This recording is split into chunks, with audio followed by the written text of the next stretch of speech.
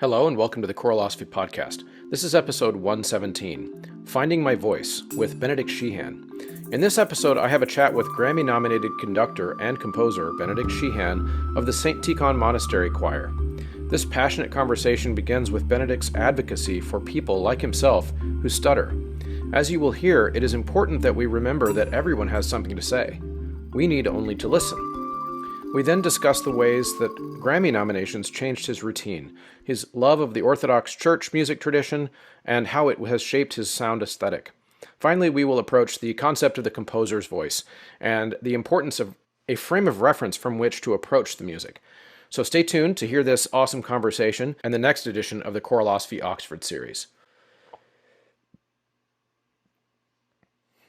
By the time this episode drops, everybody should be at least started with school.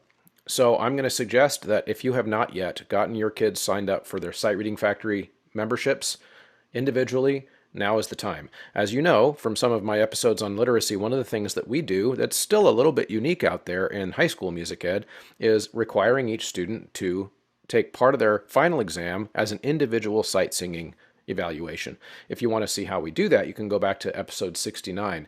But those individual accounts are really important to allowing them to study and prepare their final exam. So give it a shot. I think you will like how that feels, and you will like how the progress of your choir starts to take shape when every single singer starts to believe that they can contribute in that way. So head over to sightreadingfactory.com and enter Choralosophy at checkout when you order all of your students their accounts. As you're selecting your repertoire for the year, it's also important to give a shot every single time you're shopping to ryanmain.com. He has got some awesome pieces there. He does site licenses, which means that you can print and reprint over and over and over. Once you've owned that piece, you own the PDF. You can enter Choralosophy at checkout there and get a discount, as well as graphitepublishing.com that has an awesome stable of composers from around the world now, a variety of things, difficulties, instrumentations. Again, you can enter Choralosophy at checkout and get 10% off. So I've been telling you for a while about the Patreon growth in July, but August was even more.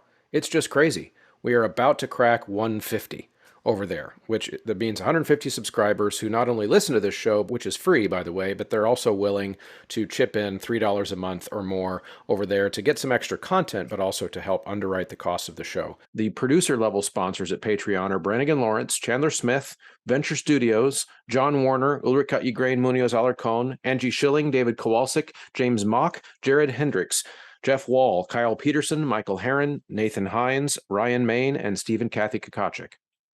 So head over to patreon.com/Choralosophy, and you too can join that growing tribe of supporters. Okay, everybody, I am here with Benedict Sheehan. This is another episode of the Oxford series, and I'm really excited to talk to Benedict because as a Kansas City choral nerd, I feel like all of my friends know you, Benedict, and I'm excited to get to know you as well. So welcome to the Choralosophy Podcast.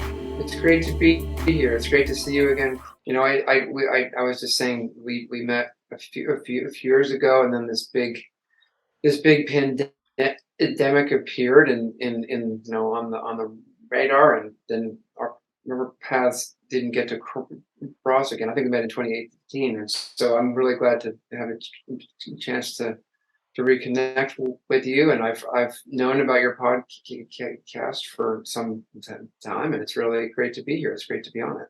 That's awesome. Well, why don't we start out just by getting to know a little bit about you, and this is for my benefit also, as well as the audience. But what got you to where you are now, and maybe even starting with how little Benedict got involved in choral music for the first time? How was that origin story for you? That's a good one. Well, yeah, I kind of came to music a little bit on the later side in my life for one who's planning to be a musical professional. So I didn't really start doing music seriously until I was 12 or 13, which again, it's not that late, but a lot of my colleagues, you know, studied music when they were 3 and 4 and sang, and I didn't do any of that. I mean, I kind of, you know, I mean, obviously I had some musical exposure, but I didn't really get involved in music in a serious way until I was in my early adolescence. And that first, well, I mean, part of it, I don't know. I don't know. So obviously, as you can see, I'm a stutterer. It's something that's been with me since I could talk. Uh, Most people that stutter as kids tend to, I guess, basically outgrow it by age 10 or so, but about 20% don't and just continue into adulthood. So that's always been a part of my life. It may have had an impact on how involved I got in music as a kid. It's hard to say. I do tell, but right now, I mean, I do explain to people that I do it deliberately to get attention. So it works really well for me as a conductor, because it just means that I get to talk for as long as I want to, and nobody ever interrupts me. they um, they have to be polite, right? yeah, exactly.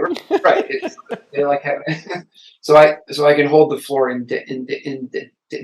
I can hold the floor indefinitely, which is a great skill for a conductor. Um, so but my real kind of foray into music started when I was, I think, 12 or 13, and my grandmother, who weirdly, I don't think she was particularly musical, or particularly religious, sent me a cassette tape of Russian music male chorus. Um, and I was a 12 or 13-year old and into, I guess, whatever a 12 or 13-year-old boy is normally into. But that cassette tape kind of just can't, it dropped like a bomb on my artistic sensibilities, and I completely fell in love with the sound of that music.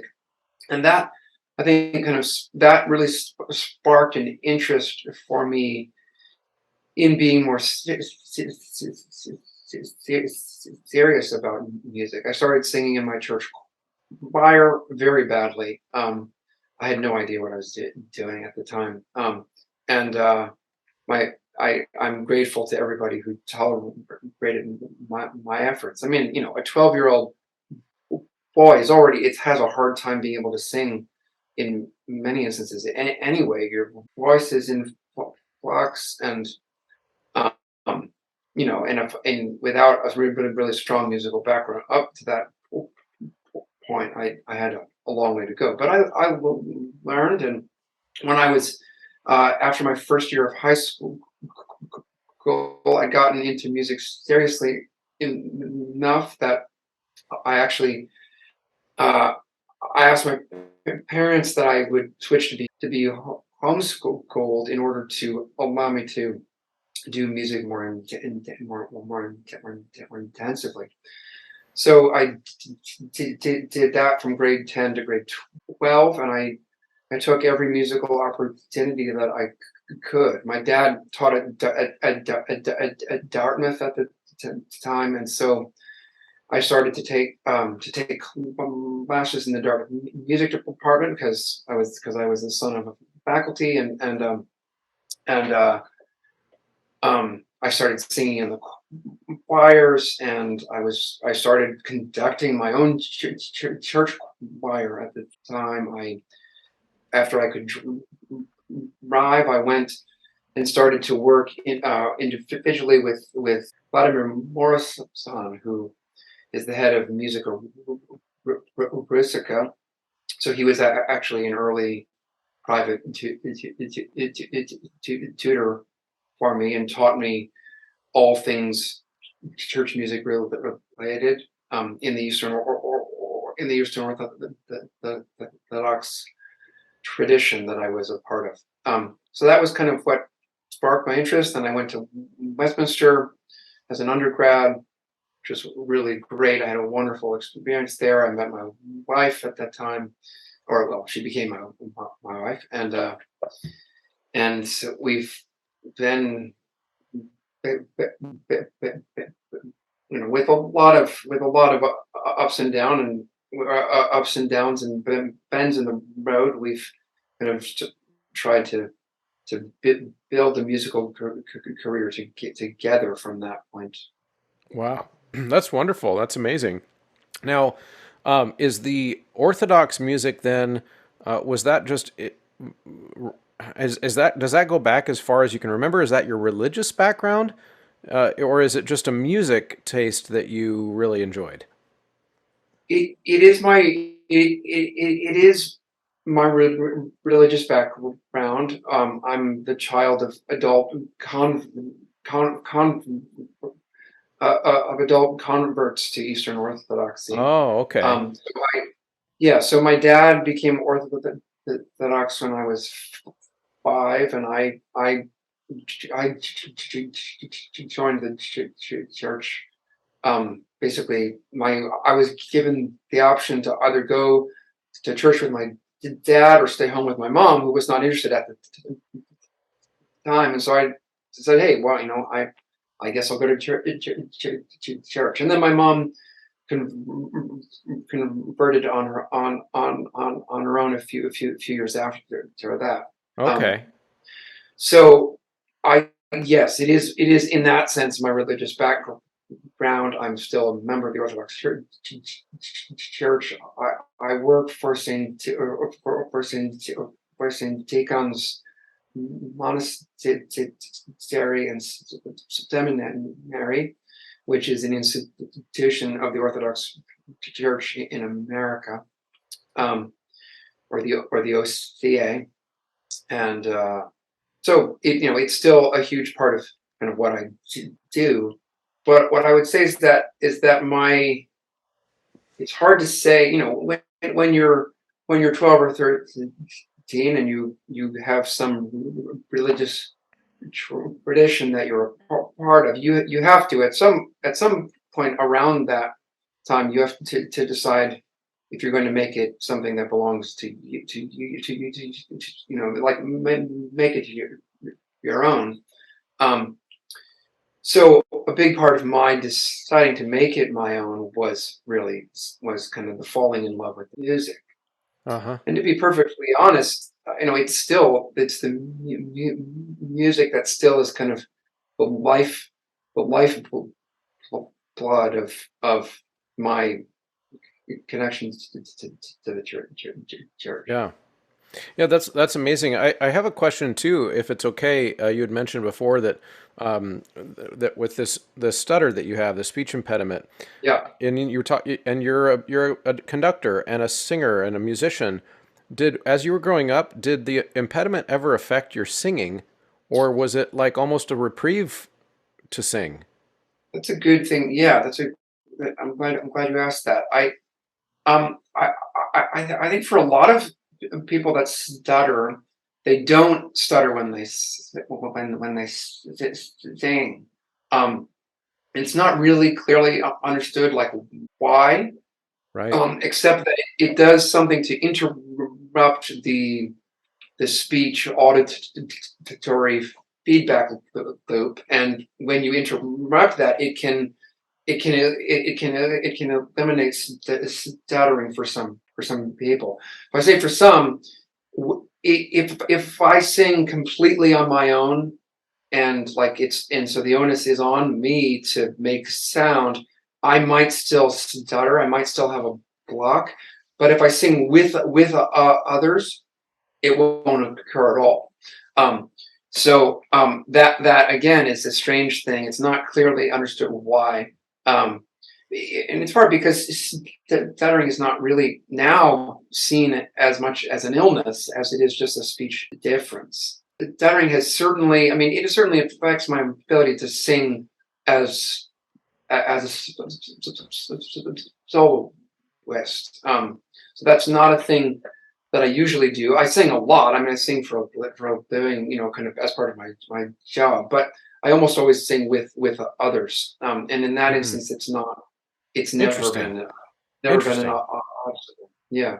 Yeah, so it's almost in a lot of ways, choral music becomes for you, maybe even as a kid, even if you didn't know it at the time, like a place where you can, for lack of a better term, just like be like all the other kids, because you can stand there in the choir and function. And the reason I bring that up is because I've had students over the years. I've been teaching high school choir for 20 years, and I've had Yeah. several kids with different types of speech impediments and stutters in particular.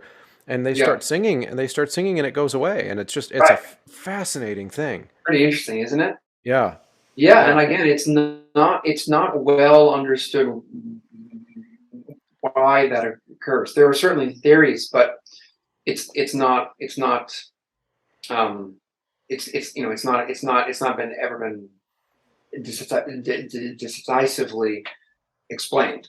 Right. Um, so yeah, and I would say that's certainly true for me, but I would say that even more is it that that actually conducting, like standing in front of a group and trying to communicate, that has been the place where I feel like I can really express myself Hmm.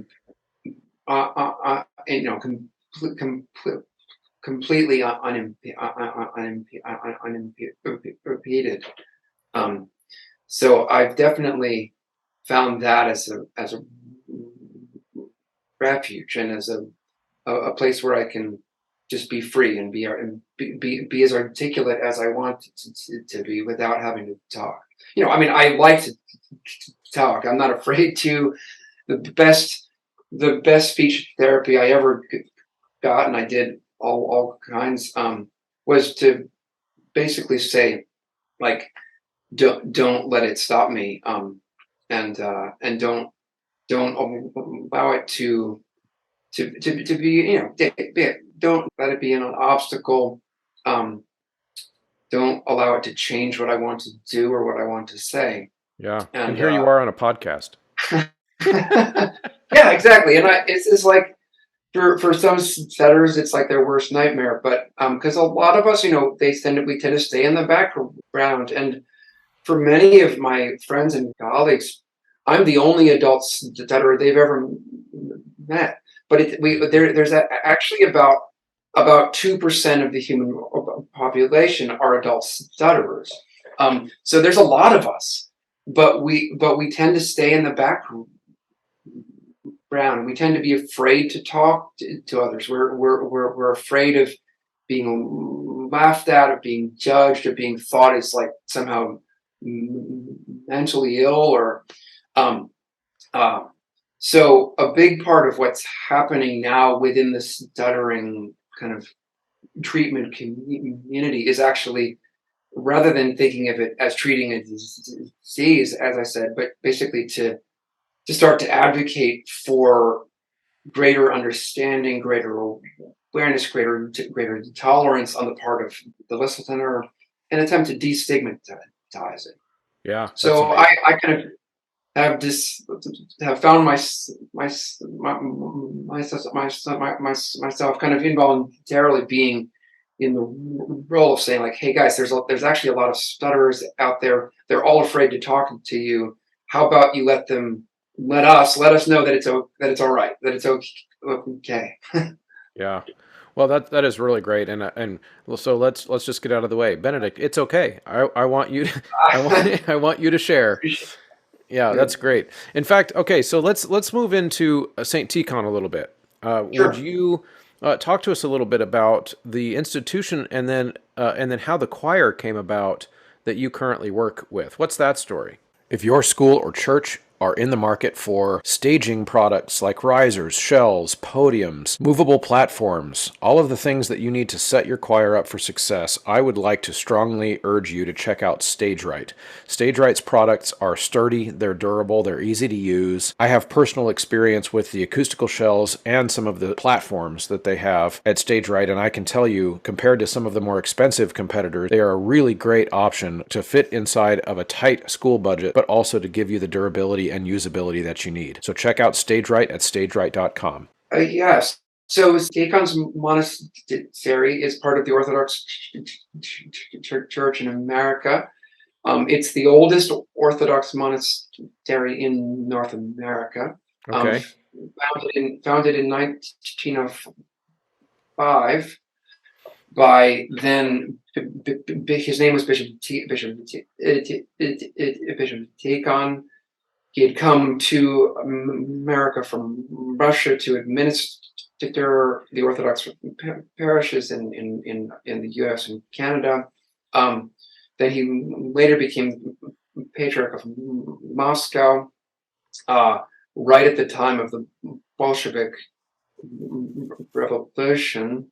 Was then he was, well, he had a rough time after 1917. He died in captivity in 1923. Hmm. But he founded the monastery, and he named it after a Saint Tikhon that was his patron saint. Um,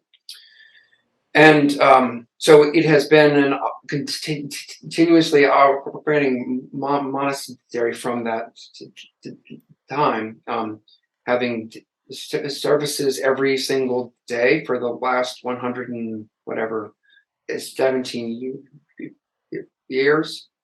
And then in 1938, they founded St. Tikhon's Seminary as a school of theology to train pastors in the Orthodox tradition. And then I'm not exactly sure of the time, but at some point in the last 25 years or so, it became a graduate school, and it's now a fully accredited master's program in theology. So I first came to St. Tikhon's as a student in 2003, and then I left in 2005, and then came back in 2010 at the call of the current abbot of the monastery, Father Sergius, who had been the choir director when I was a student, and he always told me that that it was at that time that he made a vow to himself that if he was ever in charge, that he would bring me back to be the choir director. So he did it. I came back in 2010 with my family, and we've been here since then. Wow. So in 2015, starting in 2010, I kind of did this. I began together with my wife Natalia. We began the kind of slow work of trying to build a real music program, because there was not really a music program at St. Tikhon's, and it's still in process, but. We began a kind of slow effort to improve music making generally, to have more robust musical training. And in 2015, the kind of logical next step was to create a professional ensemble, which is really the first of its kind in the Orthodox Church in America. So that was the origin of the St. Tikhon Choir. And in 2015, we recorded an album of my own music. It was kind of a backlog of things that I had composed in my college years, and a few things from after. And that was a kind of small effort, but I feel like it was a good effort. And then we just tried to I just kept trying to do like the next bigger thing, and so I tried making connections. I and talked to people. We did some collaborations, and then in 2018 we managed to launch a successful premiere of an old Russian work by the composer Alexander Kostalsky, which he called it's his setting of the his setting of the Requiem for chorus and orchestra, Hmm. for the Allied, for the Allies of the First World War, and that was a collaboration between my ensemble and the Kansas City Chorale, and the Clarion Choir in New York, and the Cathedral Choral Society of the National Cathedral, and the Orchestra of St. Luke's. So we managed to launch this big project. It was the first time that the work had been performed in its entirety since it was composed in 1917, and we performed that in the National Cathedral in Washington, in commemoration of the centennial of the armistice. Um, and it was the performance was led by Leonard Slatkin, which was wonderful to work with him, and we recorded that, and so that was like the first really big is a kind of historic project, and that I had ever tried to do. And we got nominated for a Grammy for that when it after it was released in 2020. So that was kind of the kind of, I don't know, that like kind of the big debut project. And since then, I've recorded my liturgy, which also got a Grammy nomination this past fall, and then I've also recorded my Vespers, which came out last fall, last October, I think, and so is now the score of that is imprint from Oxford. That's amazing. That's a quite a story, and so I'm curious too, since it's kind of embedded in that story that you just told. How did the Grammy nomination process change your life, or did it?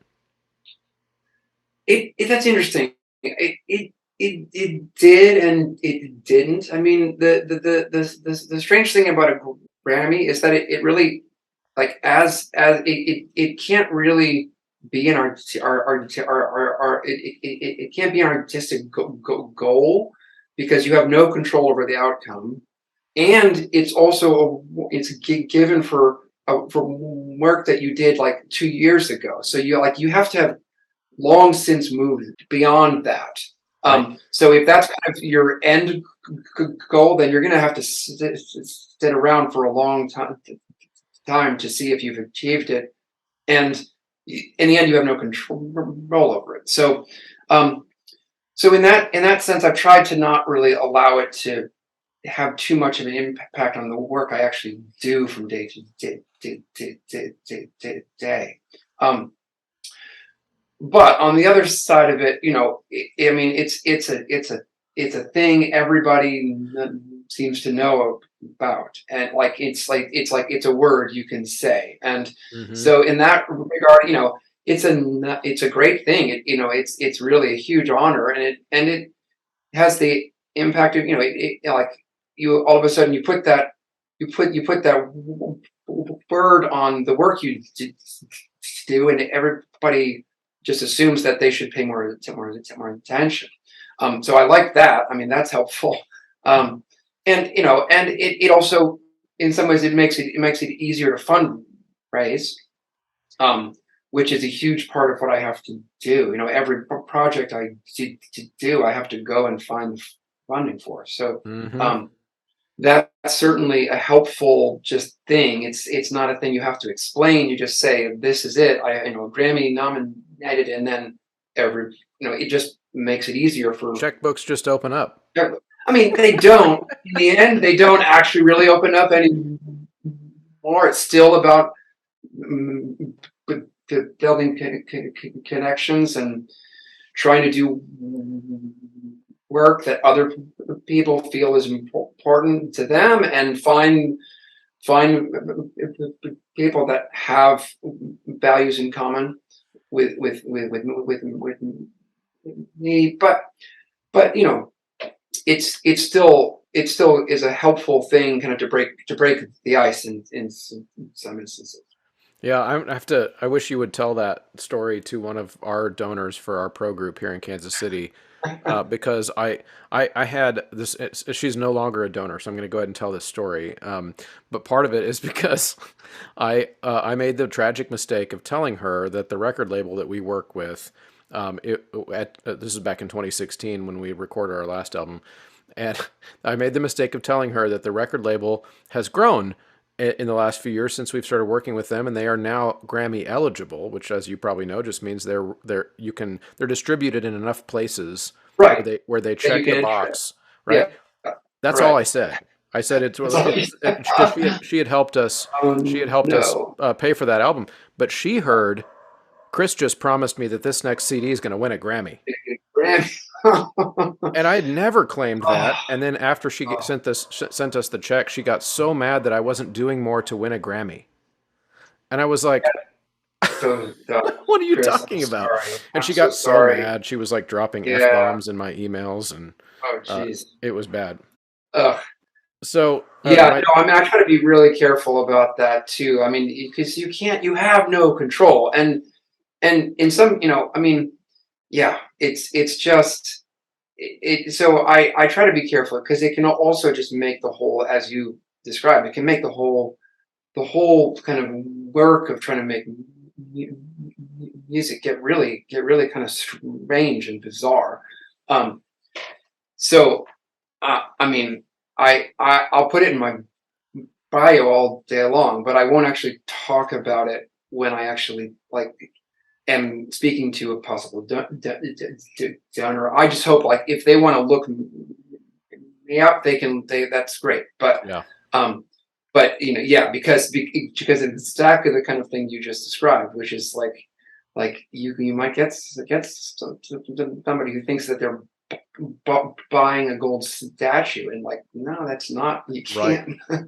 Yeah. There's no way to And do that. Yeah, the important thing that you pointed out too is that it isn't even the artistic goal. can't be. It's not a It goal. can't It's be. an It doesn't even outcome. make sense for it to be a goal Right. because, and I think that was another, in our situation, that was hard for her to understand too, Right. because whenever would say that, I said that almost verbatim. It's like, that's not even the goal of what we're trying to do. Then she heard that as, well, you just don't care enough then. And I was like, no, it's just Right. not how it Yeah. works. Well, I mean, I found a good way to describe that is to basically say, like, but first of all, to make a distinction between a goal and an outcome. A Yeah. goal is a thing that you Hmm. actually have influence over, that you can strive for. An outcome is usually a thing that you don't, in the end, have control over. It's basically like saying, I want to go to school so I can get an A. It's like, well, but don't you want to learn anything? I mean, don't you want to, like, get a job from it? Right. Like what's your actual goal?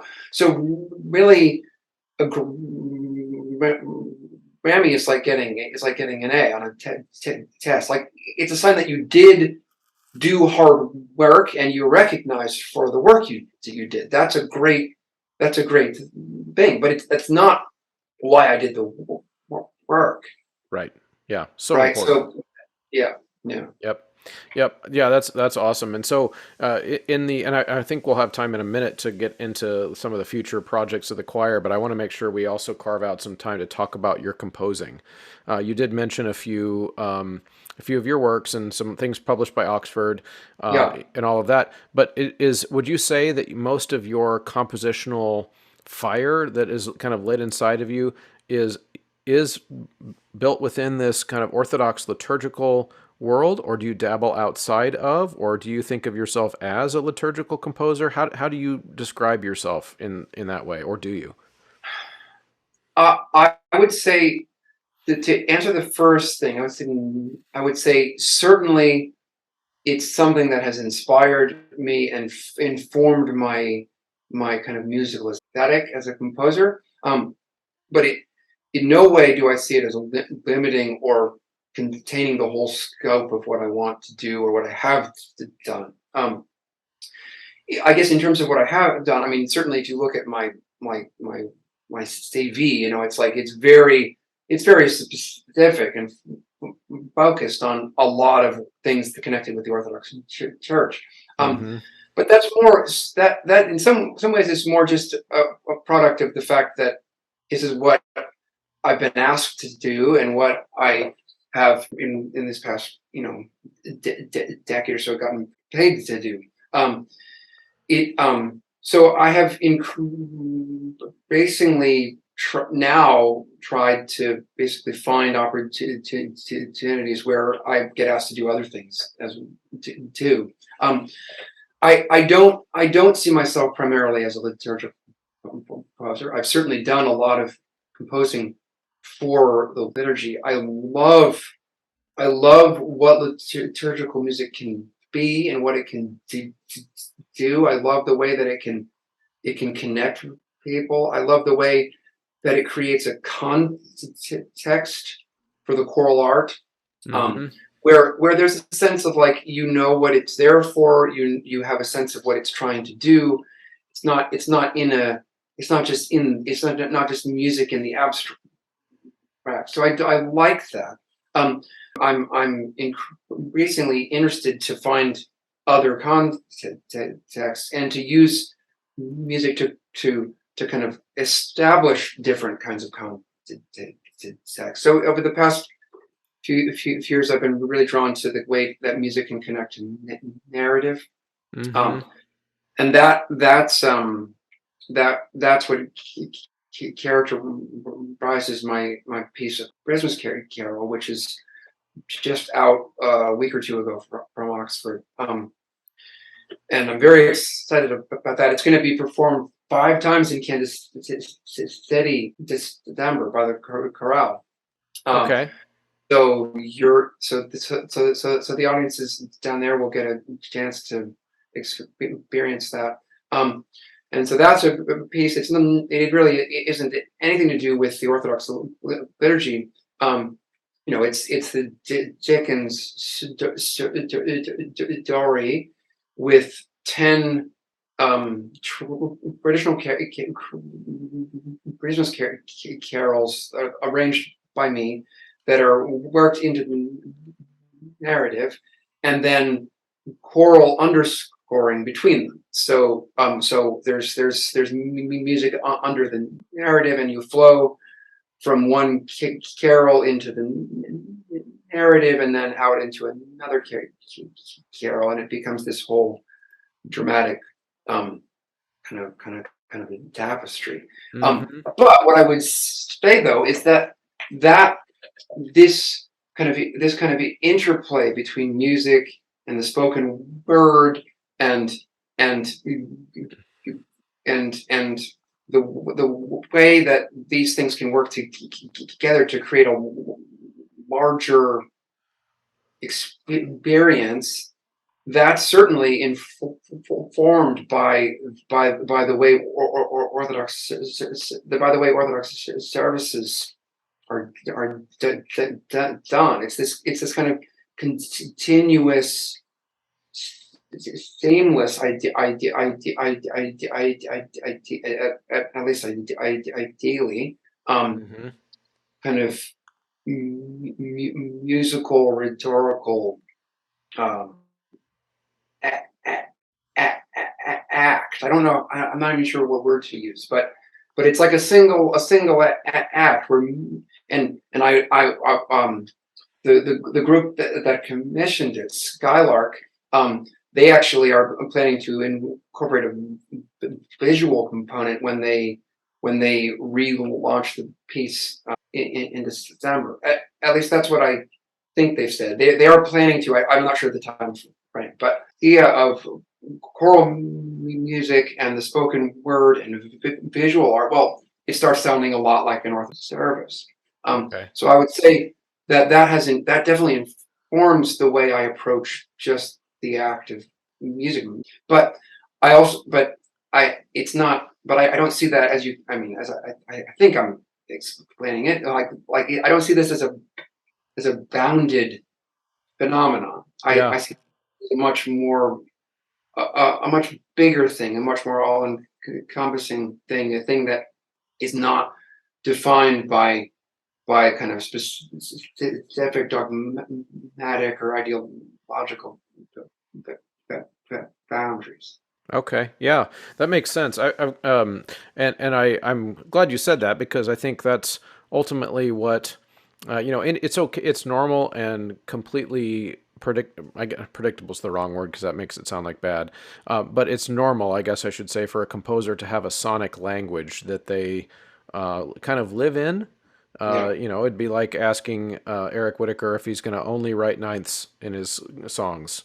And then he might think that's kind of funny of a question, but there's a sonic landscape that happens there. Or I mean, maybe Morton Lordson would be the one to ask about the ninth. There you go. That's the good one. Yeah, and so, but at the same time, we have our aesthetic, like you just described. Like, this is the aesthetic that I hear in my head, or that inspired me to be in this art form in the first place. And now I've got that as a almost like a frame, but then as an artist and as a composer, I might want to try to expand the frame and continue to explore the boundaries of the frame and all those types of things. And it sounds kind of like that's how, close to how you're thinking of it. Is that a fair summary? Oh yeah, I think it is. I think it's very well. I mean, I think having a frame is really important. Like we don't, it's like we don't. We don't know how to see things without there being some kind of a frame around them, or we don't know what to see. Like reality, the universe, it's all too big and too complicated to see everything. Mm-hmm. Like you can't even see everything in the room that you're in. Um, so reality, itself is just unimaginably complicated. So the way that we navigate it is to make a frame, or to choose one spot that we're going to focus on and say, I'm going to exclude these other possibilities, not because they're not interesting or because they're bad or because I don't want them, but because I want to say this thing, or because that's, I just, so that's the way I kind of see the role of a composer, is like I'm going to draw the attention of the listener to a thing I think is meaningful or beautiful. Mm-hmm. So I have to draw a frame. If we had a piece of music that contained all possible sound, it wouldn't sound like anything. Like it would Right. not be audible. So, so every work of art is a process of kind of specifying and selecting, and in some ways, the act of being willing to exclude something potential for the sake of something actual. Um, Mm-hmm. Yeah. but that's okay. That's what we all have to do. That's how we see reality. Mm-hmm. Um, so I see the work I do kind of for the church and in the church as an act of that. But in some ways, it's also, it could be a different frame. I could focus on other things, but I feel like I've learned some really important things from the kind of, as you say, sound world, sonic language, a kind of embodied approach to art and to the act of artistry in worship. That from the Orthodox context, that I think can be applied to other things too, and can have things to say about different contexts. So I'm interested to explore more of that as a composer. So, I really do think the kind of frame and the act of the liturgy is really beautiful and really interesting, and I love opportunities to kind of write liturgical music for other traditions. Um, Mm-hmm. I also understand the need to, in the sense that if it's not the tradition that you've been baked in, then you have to also understand yourself as a guest in that Mm. tradition. So Mm-hmm. I've also found myself drawn to collaborating with other composers who know more about a thing than I do. I love to collaborate. Yeah. I don't feel like I need to say everything on my own. Or Right. Yeah, no, that's amazing. That's wonderful, and I really appreciate you explaining all of your process. This is really fun. I'm going to have us try to go out with one request, and this is going to be kind of putting you on the spot. But let's say, because I'm having a feeling that many people listening to this would fall into the same category that I would, where we might love or appreciate Orthodox music, whether it's by Benedict Sheehan or Kostalski or Grachaninov or anybody. And we might think that that's wonderful, but maybe in our current choral confines that we live in, maybe we're in a school or we have a small church choir that can't do, maybe we can't do like a whole liturgical service by Benedict Sheehan. But right. maybe there's something of smaller, like that's published by you, or and then so this is it's a two-part question. What's something of yours that you would recommend to somebody who might fall into that category? They really love the liturgical music, but maybe they couldn't do a whole service. And then also something that you would recommend by one of your favorite liturgical composers in that Orthodox tradition that would fit into that category. I told you I'd Yeah. put you on the spot here. All right. I'm gonna just have to think as fast as I can here. My piece, "The Let All Mortal Flesh," Let all mortal flesh keep silent. that's the Hmm. Yep. yeah, you got it. Which is published by Oxford. That's a very accessible, small scale choral piece without a lot of BC. It's something a high school choir could sing. It's something a church choir could sing. And it kind of it gives you a taste of this, both my sound world and what I think is kind of what the kind of sound world I really love in Orthodox style music. Um, Hmm. that's one I would definitely recommend for my own catalog. I would also say that well, the Portland State Choir with their wonderful conductor Ethan Barry is actually right now in Lisbon at the World Choir Expo, and they're singing the fourth movement from my liturgy called the second antiphon. Um, they're singing that right. I mean, I don't know. It could be even as we speak, but that has become one of their favorite things to sing by the parts I've gotten. So it's the second antiphon from my liturgy. Okay. Um, that's a little bit bigger, but it's still pretty it's accessible. So that's what I'd recommend. Or from the Vespers, the ninth, I think it's the ninth, about Safe, O Lord, or they call it evening prayer. Vespers, that's very simple. It's very accessible. And then any of the carol arrangements, if you want some Christmas music from the new piece from a Christmas carol, I like those. They were great as kind of a standalone. But that's not in the Orthodox milieu. Um, Right.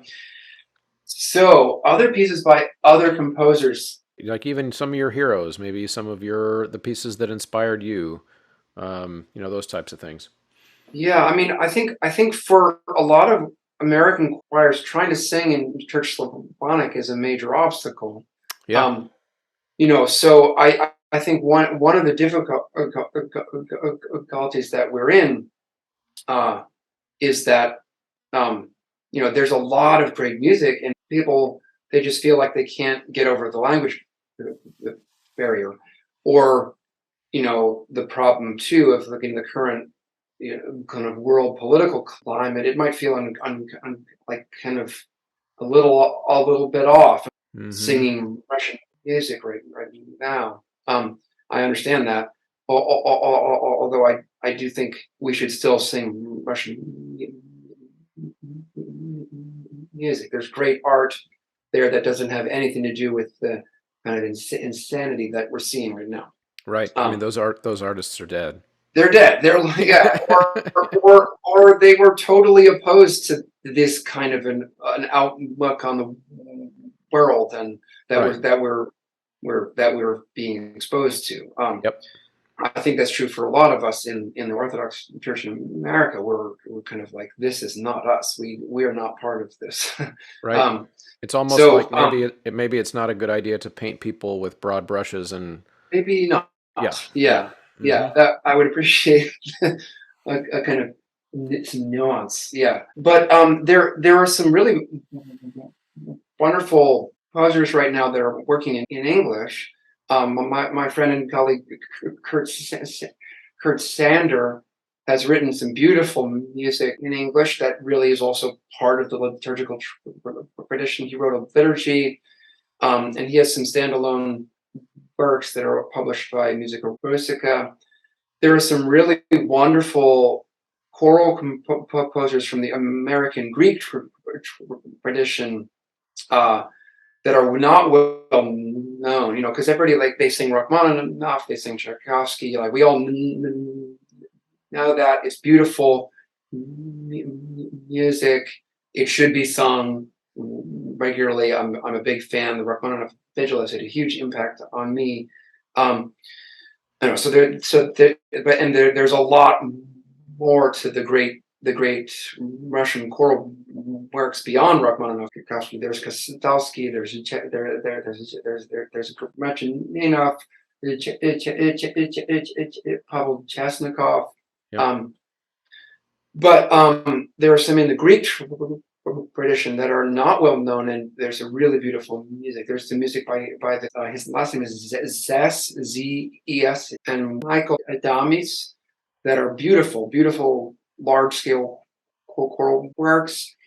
There's the Serbian composer Stephan Gotz, who, again, really beautiful music that's not well known outside of Serbia. Um, so what I would say that is to for people out there to look beyond the Rachmaninoffs and the Tchaikovskys, and like, it's all on the internet. Like you can find, you can find scores, you can find things on YouTube too. Um, and I guess the question is how to get it. Some of it. I think Yeah, with some of it, yeah, for sure. Vladimir Morris son is a great resource. He's also recently been working on creating the Russian choral. I'm embarrassed now that I can't remember exactly what it's called. But I think it's the Russian Choral Heritage Project, which is an online resource of um, a lot of music that's in public domain. So Okay. um, that's also a place to look. So maybe that's a helpful place to start. No, it is, and I think what I'll do is when we sign off, and I'll connect with you via email to just kind of get a little list of places that if you want someone to be a maybe go down this Orthodox choral music nerd path with Yeah, Benedict, then maybe some of those places that you pointed out, if you just type them out for me, and I'll drop them in the sure. show I'd notes. be glad to. Yeah, you basically you've asked us to say people's foreign names on the air. It's not the best way.